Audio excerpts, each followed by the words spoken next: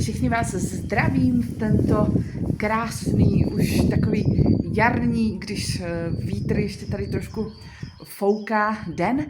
A chtěla bych s vámi dneska sdílet svoji zkušenost. Jsem toho tak nějak plná a potřebuju to ventilovat a pustit tak nějak ze sebe ven a natočit opět další autentické video. Dneska jsem se setkala s tím, že jsem si myslela, a bylo to chybné myslet si to, že prostě lidé dokážou být dostatečně empatičtí, dostatečně citliví a dostatečně profesionální. Já se tady setkávám s tím, že tady jsou opravdu profesionální zaměstnanci v těch lázních, jsme v lázní Lipová, je to tady nádherné a nechtěla bych, aby tohle video vyznělo jako, že tady chci někoho zhodit nebo že chci poukázat na něco. Já chci poukázat na něco, co společnost si možná tak ani nedokáže představit. A nedělají to ti lidé, a zvláště jsem se setkala s tím, že takové reakce měli zdravotníci, což mě překvapilo. Ti lidé to nedělají se zlým úmyslem, nedělají to proto, že by nám nějak chtěli ublížit, ale takový životní postoj osobně mě ubližuje, anebo bych to nazvala nějakým způsobem mě časem posune k tomu, říct o tom, jak to je a jak to vnímám já. Takže abych se dostala k tomu, o čem chci dneska mluvit. Máme tady cvičení na záda. A já jsem si zaplatila ještě balíček individuálního cvičení, kdy se mnou cvičí fyzioterapeutka, měkké techniky, masáže, elektroléčbu jsem si ještě nějakou vzala, magnetickou léčbu. A je to naprosto úžasné. A já jsem ráda i za to, že celý život, od školky, úplně po základní školu, střední školu a celý život se snažím začlenit se do společnosti. Snažím se o tu inkluzi, o které se často hodně mluví. A dneska jsem narazila na to, že úplně asi ta inkluze ještě není v povědomí lidí. A možná budu takový inovátor, možná budu člověk, který má k tomu co říct ze své vlastní osobní zkušenosti a může se vcítit do lidí, kterým se to děje.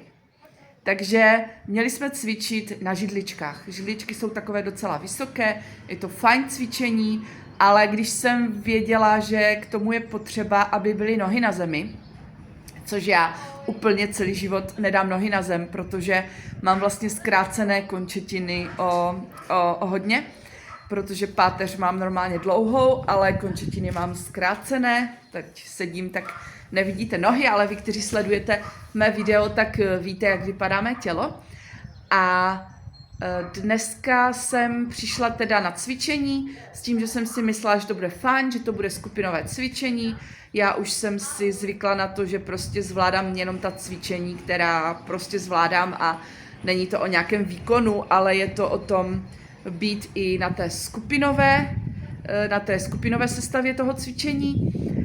A dneska jsem požádala teda paní, že jestli by mě to mohla omluvit, že opravdu cvičení na židličkách ze zdravotních důvodů nezvládám.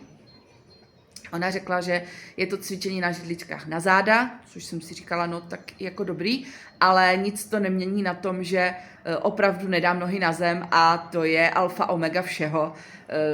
Dobře u těch cvičení sedět a mít nohy na zemi. Bylo mi tak ousko, bylo mi tak zvláštně, protože kolem bylo ještě takových 8 nebo 9 dalších lidí, kteří čekali na cvičení a najednou se všechno jakoby točilo kolem mě. Paní fyzioterapeutka zašla pro kýbl, barvu toho kýble a tvar toho kýble si budu pamatovat asi do konce života. Čímž mi podložila nohy, chápu ten postoj, ona mi chtěla pomoct, jako úžasné, já si toho vážím, já si toho cením, ale bylo mi strašně ousko. Začala jsem to nějak jako obhajovat, začala jsem to nějak jako podávat do nějaké do nějakého sdílení zkušeností a viděla jsem na těch lidech, že je to překvapilo, protože jsem řekla, vidíte, a já nedám celý život nohy na zem a vy můžete mít nohy na zemi. A neřekla jsem to s nějakou takovou záští, že bych jim to záviděla, ale viděla jsem v těch tvářích, že ti lidé si to uvědomili. Ti zdraví lidé si to uvědomili, že my lidé s handicapem prostě to máme jinak. Ale já razím tu strategii a jezdím schválně do škol a do školek a do různých zařízení a říkám, ano, máme to v životě jinak, ale nejsme jiní, protože srdíčko máme všichni úplně stejné.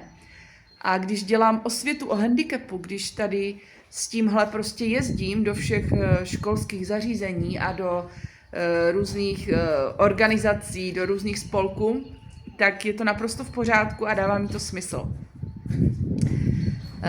Potom nastala další zkušenost, kdy opravdu nedám ruce na ramena, nedám ruce úplně za hlavu, jak by to bylo potřeba. A teď jsem prostě měla držet za sebou nějakou velikánskou tyčku. Nemůžu tu tyčku ani jako obejmout, protože mám ty prsty jako krátké, tak jsem opět prostě musela vysvětlovat, že opravdu tady tento cvik nezvládnu a že je to pro mě těžké a už jsem se cítila hodně jako poníženě a hodně tak jako zvláštně.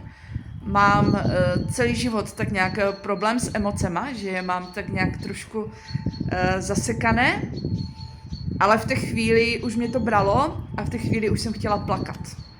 Což na jednu stranu bych byla ráda, že jsem se mohla vyplakat, ale na druhou stranu jsem si říkala, tyjo, jako má tohle smysl? Co mě to má naučit? Co to má naučit ty lidi? A shodou okolností jsem potom měla tady individuální psychoterapii, hned asi hodinu po tom cvičení. A pan psycholog je naprosto úžasný. Tam jsem otevřela toto téma a pochopila jsem. Pochopila jsem, že to není o té paní, že to není o mně, že to je o tom, že prostě ta společnost potřebuje vidět a vědět, že když to má někdo jinak fyzicky, tak s tím je spojené i to, že vnímá trošku jinak i to, co se děje emocionálně. A já jsem moc ráda, že můžu s vámi sdílet tady tohle video. Vidím, že jsem se tak nějak do toho pustila ze vší vervou a už je to skoro 8 minut.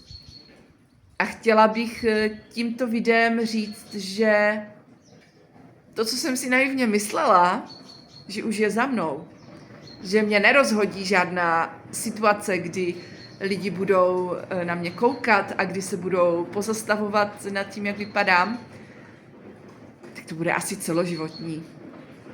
Ať se snažím, že dělám osvětu o handicapu, mluvím o tom, tak přece jenom zjišťuju, že ta společnost tady to ještě prostě není.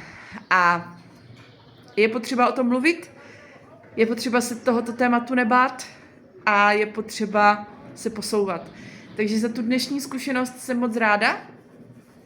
Emoce ve mně budou ještě takzvaně bublat a ještě se budu k tomu vracet a hledat způsob, jak to uchopit, protože tady tou situací se ve mně probudily staré situace, které nastaly, třeba když jsem byla na ministerstvu a ptala jsem se u těch nejvyšších, proč vlastně člověk s velice vzácným genetickým onemocněním fyzickým, kterému zabraňuje v tom vykonávat soustavně výdělečnou činnost, proč vlastně tento člověk nemá 12 let plný invalidní důchod, šlo přímo o mě, tak jsem měla schůzku původně s panem ministrem, ale ten tu schůzku přehodil na svého nějakého pana náměstka.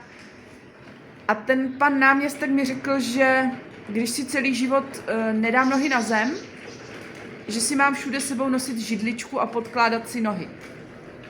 Perfektní, je to řešení, ale ne vždycky úplně můžu si sebou nosit židličku nebo nějak něco, abych si mohla podkládat nohy. A tato věta ve mně pořád tak nějak rezonuje a dneska se to zase ve mně obudilo.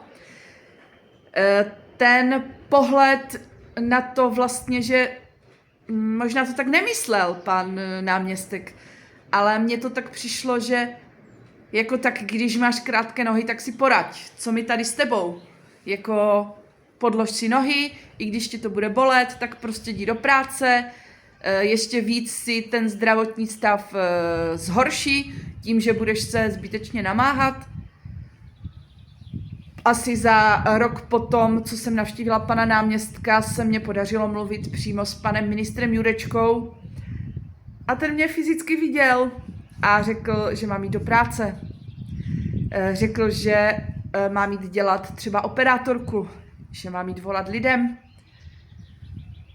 což mnoho zdravých lidí mi řeklo, že práce operátorky je velice náročná a když se k tomu dá to, že ano, třeba mluvím, dokážu mluvit soustavně, dokážu mluvit prostě smysluplně a k tématu, ale to není jenom volat lidem, to je i zapsat to na počítači, ten hovor, prostě kolem toho práce, sedět u toho, jo.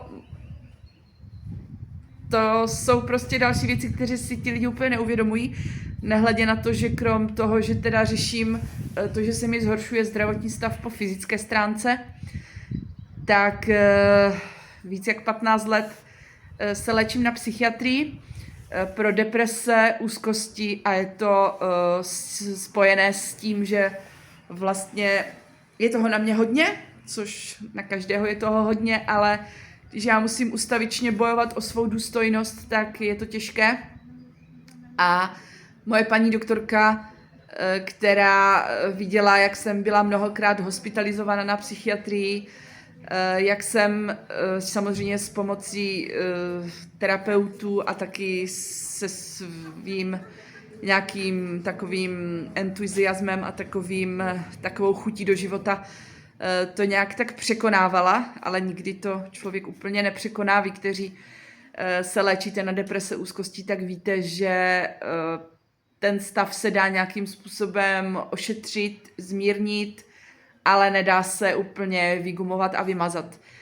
Takže když paní doktorka zjistila, že mi pan ministr teda tuhle práci jako doporučil v chráněné dílně nějak dělat operátorku, tak mě stejně řekla, že by mě tuto pracovní pozici ani jako neschválila, protože bych to nedala, jo, jako nejde o to být stále hospitalizovaná na psychiatrii, jenom kvůli toho, že by člověk s velice vzácnou genetickou vadou, anebo kterýkoliv člověk, to je úplně prostě jedno, jestli máte fyzicky zdravé tělo, nebo nemáte, ale není cílem a smyslem toho, aby lidé končili na psychiatrii, jo.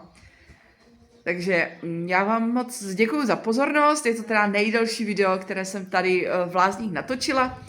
Jsem ráda, že jsem to mohla takhle s vámi sdílet a ozvu se zase a klidně mi pod video napište, jak to máte vy, jestli jste se třeba taky potkali s tím, že ta inkluze není úplně, neříkám, že nefunguje, ale chtělo by to něco ještě, aby to bylo lepší.